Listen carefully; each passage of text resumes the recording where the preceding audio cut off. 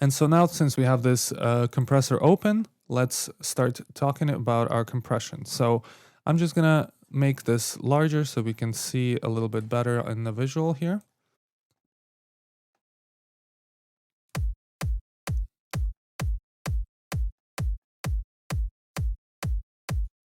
And when I'm sending the signal into my compressor right now, it's passing through unimpeded because we're not setting any of these settings yet. As you can see, because the threshold is not set, all of these settings are grayed out. So as soon as I move the threshold, they become active, which means that threshold is what decides when our compressor goes to work. And you can think of a compressor as being in two states. A standby state where it's not doing any work, and then active state when it's doing active gain reduction. And the most common use of the compressor is a downward compression, which means that we're turning down all the peaks in our signal and bringing them down.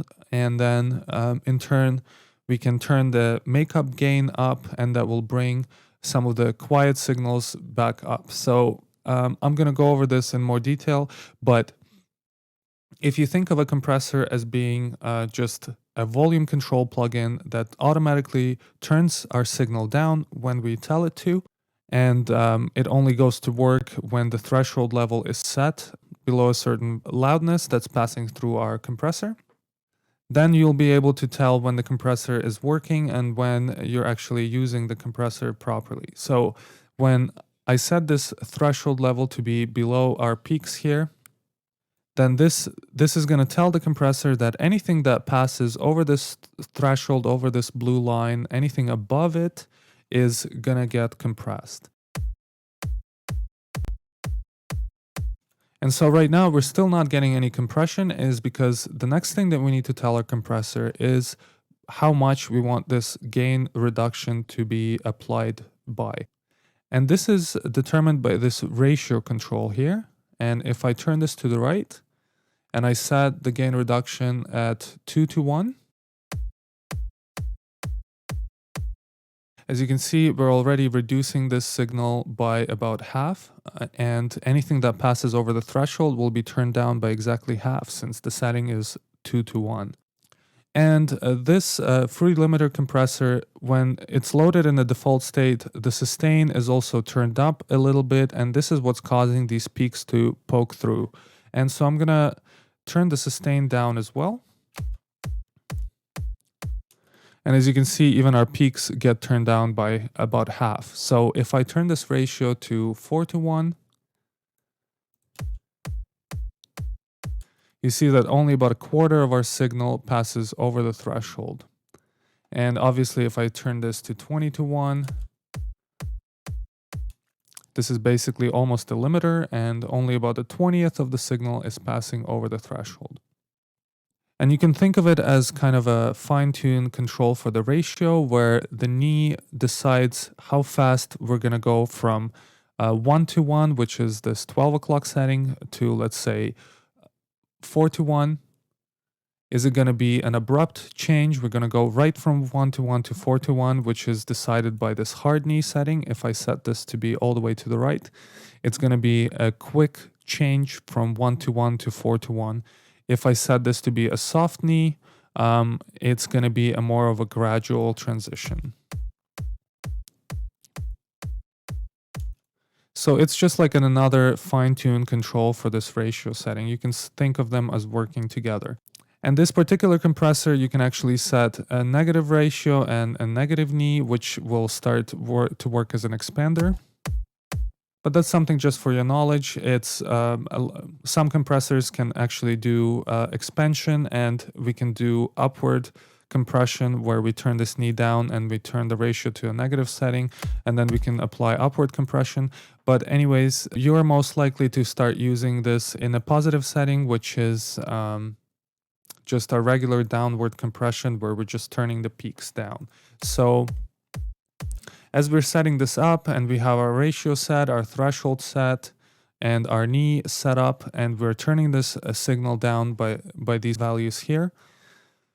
Now, the next important control that we need to discuss is the attack and release. And you can think of these controls as telling our compressor when to go from standby mode into an active mode after the compressor has received the signal that passed over the threshold.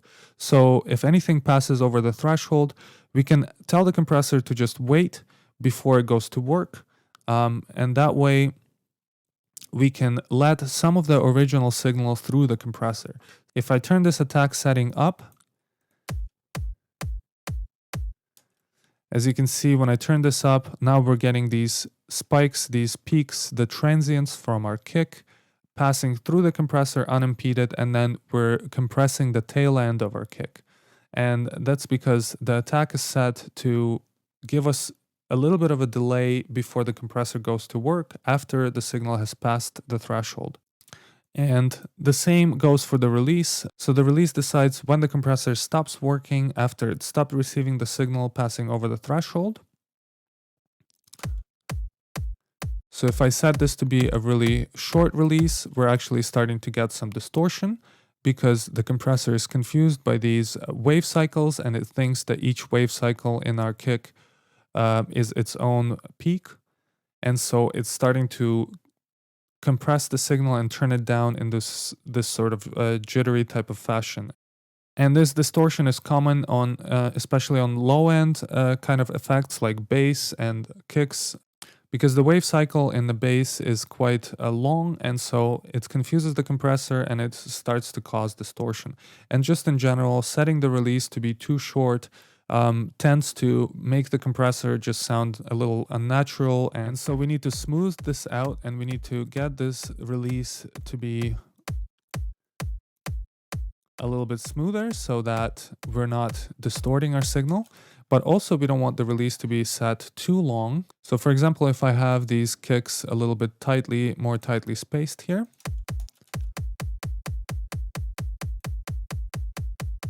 and if I set the release for too long, you can see the first kick in our signal our attack is set properly, so we're getting this transient through the way we're set it up in the attack setting, but the next kick is not getting the same treatment. So it's getting still the compressed signal, so the peak is compressed. And if I turn all of these graphs off and just leave the output signal, the compression signal out, and I'm even going to over-exaggerate the ratio a little bit more and the threshold a little bit more just to give you more of a visual representation. And let's try this again. You can see it's even more apparent how much the first kick is getting our attack set properly, and then consequent kicks are still being compressed. And we're killing the transient of the next sample. And so if I turn these back on, if I turn these graphs back on, you'll be able to tell by this gain reduction graph here at the top, this white graph, that when I turn the release down,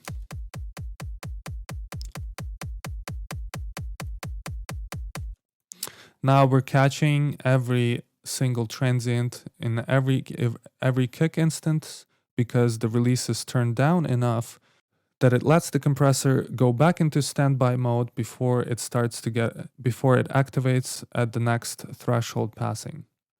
But you notice that because I turned the release down in this instance, now we're getting more of this distortion. That's not something that we want in our signal. And so this particular compressor has this additional control, which is a sustain control.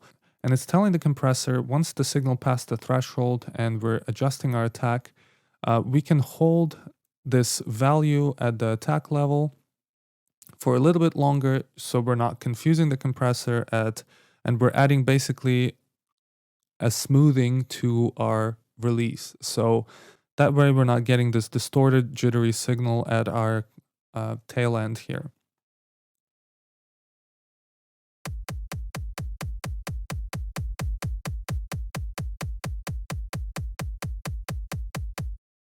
And as you can see, if I turn the sustain up, we're smoothing out our release and we're smoothing out our compression envelope.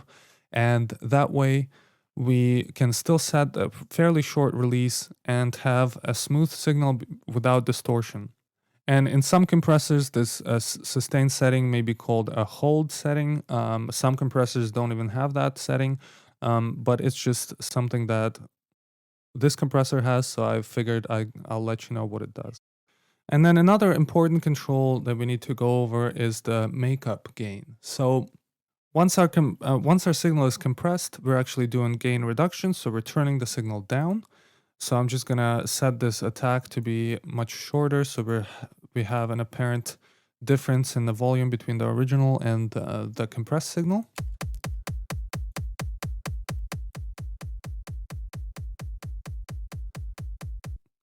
And if I A/B this between the uncompressed and the compressed signal, I click on this A/B button here at the bottom right.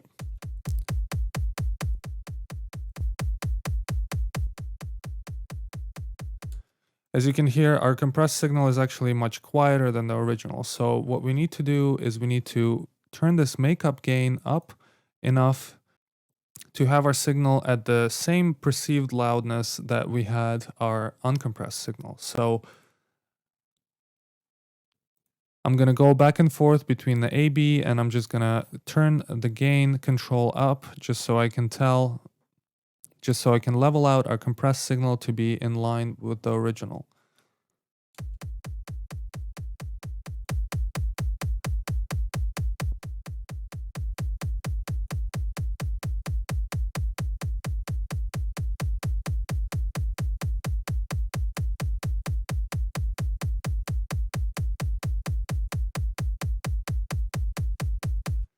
And so that's another important control to actually get our loudness out of the compressed signal set properly. And because I have the attack and the sustain turned down, in this particular case, we don't actually hear much of the compression or the shaping of the sound. You hear some of this maybe sustained kick part, this tail end being compressed a little more. But it's actually not that drastic of a difference.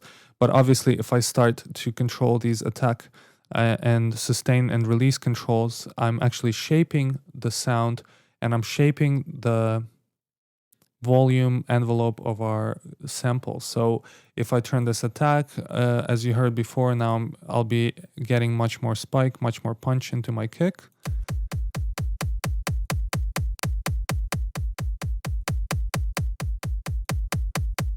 And now if I A/B this, now obviously I would have to turn the gain down. These settings are going to be different for every signal that passes through it. But the idea behind using compression, especially downward compression, is that we're getting the spikes of our signal, the very loud parts of our signal, turned down a little bit, which in turn brings the sustained parts or the tail end of our signal up, because we're turning this gain control up to bring the whole sound to be louder. So we're reducing the dynamic range, which is the loudest and the quietest part of our signal, and we're making our signal a little bit more controlled and more leveled, so it's easier to mix. And if I loaded, say, a vocal into this compressor, all of these settings would have to change. So let's just, for example, load one of the vocals from a demo song in FL Studio. That way you can try this in your own session. I'm just gonna log this Dreams vocal here. And if I double click on this, the first thing you'll notice actually is that this vocal is not normalized. So normalizing means that we're using the entire dynamic range of the sample. And so clicking this normalize button turns our loudest signal to be at about 0 dB, which levels it out. And so then we are sending a proper loudness level to our compressor. And so I'm going to send this to the same compressor on insert 1.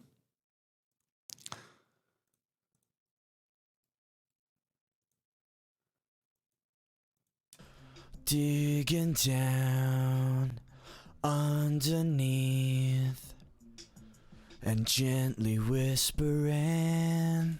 So for the vocal compression, all these settings are not useful, because setting a slow attack on this particular vocal makes the beginning of each phrase spike up in loudness, and that's not what we want. We want a leveled kind of sound. when I look at this vocal, the goal would be to level out all of these loud parts and make them a little bit quieter, and in turn bring some of these quiet parts up a little bit so that we have a more controlled level in our vocal. And so let's do just that. So I'm just going to reset this all to default settings. And I do this by clicking on my mouse wheel on all of these controls. And actually, I'm going to leave the sustain level down because I don't want any spikes in the beginning of our signal at the beginning of each phrase. Digging down underneath. And our gain also turned down. So let's start setting our threshold. Digging down underneath and gently whispering. So I set the threshold to catch all these loud parts, and then from there we're going to start turning them down. Digging down underneath and gently whispering. Release a sound, it's hovering.